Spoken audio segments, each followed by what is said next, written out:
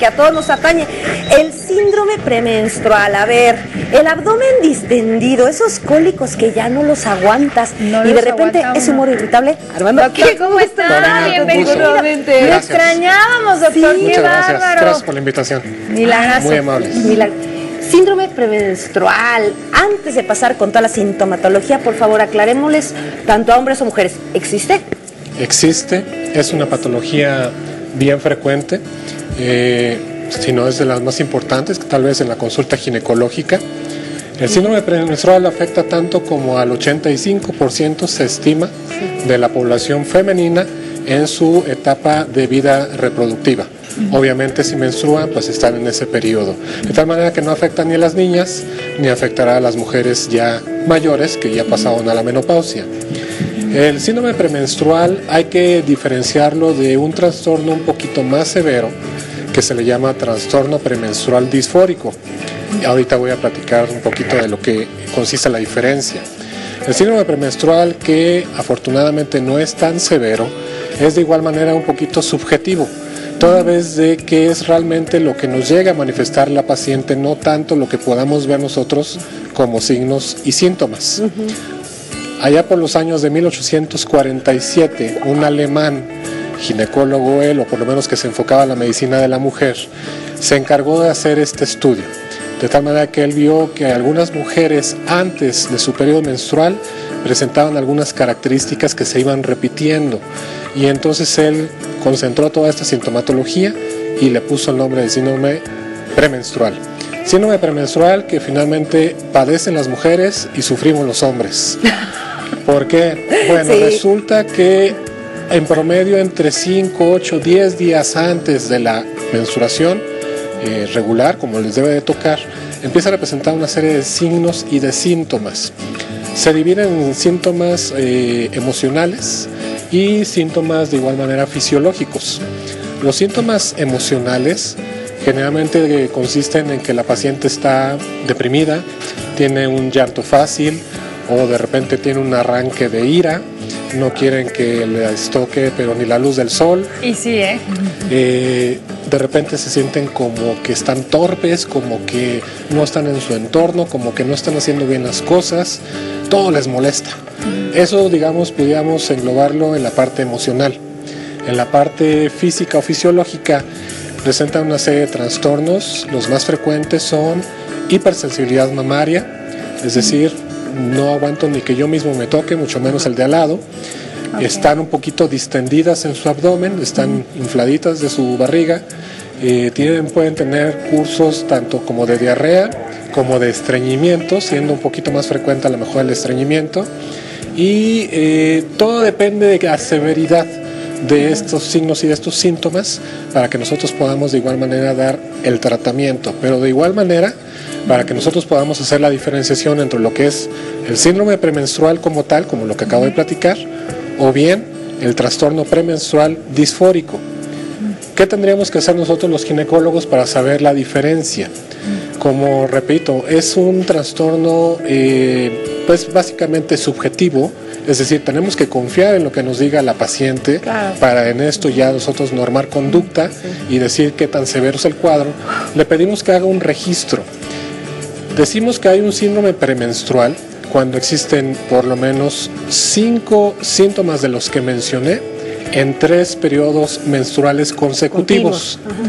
Le damos una hojita a llenar a la paciente, la cual la dividimos en los 30 o 31 días que tenga al mes, o 28 en el caso de febrero. Y le vamos a pedir que nos anote en el grado que ella considere, si es leve, si es moderado o si es severo, la sintomatología que haya tenido y que le dé esta calificación. Que los vaya registrando durante estos 3 meses consecutivos, al término de los cuales nos venga a visitar. Entonces yo tengo una duda antes de que continuemos para marcar la diferencia. Voy a decir mi caso, ¿no? Tengo un caso que es severo los cólicos, severo los dolores y todos estos síntomas que acaba de decir son perfectos, pero el otro mes no. Y un mes sí, y un mes no.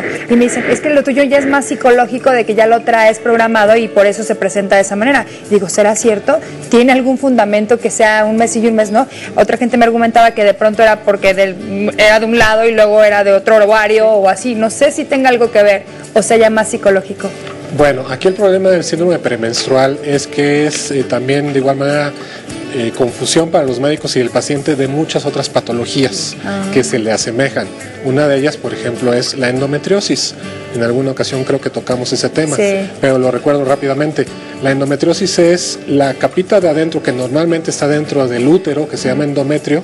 En algunas pacientes, por diferentes teorías o hipótesis, puede migrar a la parte externa del abdomen, es decir, puede estar alojado en tejido del mismo útero, pero por fuera, en el intestino, en ovario, en trompas, en la pared peritoneal, etc.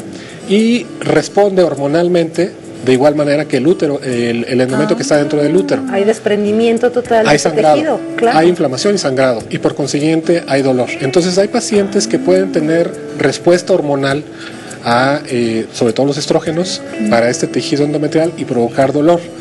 Me regreso al tema actual que nos interesa, y es el síndrome premenstrual. No hay una causa definida, es decir, no hay una cuestión que diga esto está sucediendo por este factor específicamente. Se sugiere, se cree que está relacionado con la progesterona, de tal manera que aquellas pacientes a las cuales les damos anticonceptivos de los viejitos, de los que usaban nuestras mamás o inclusive algunas de nuestras abuelitas, que tenían unas altas dosis de progesterona y de estrógenos, se produce un síndrome muy parecido.